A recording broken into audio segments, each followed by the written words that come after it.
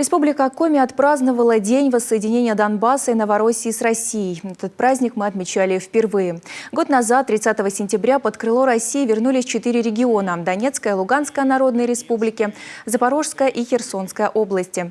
Президент России подписал договор о включении новых территорий в состав нашей страны после того, как жители Донбасса и Новороссии в ходе референдумов абсолютным большинством голосов выразили свое желание присоединиться к нашей стране.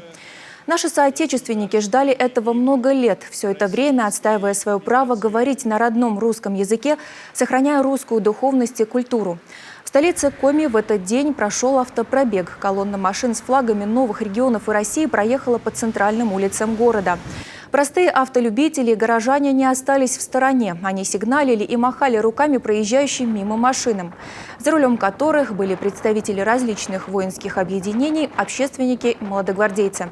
Последние, к слову, в эти дни работают в Луганской Народной Республике в подшефном городе Ровеньки.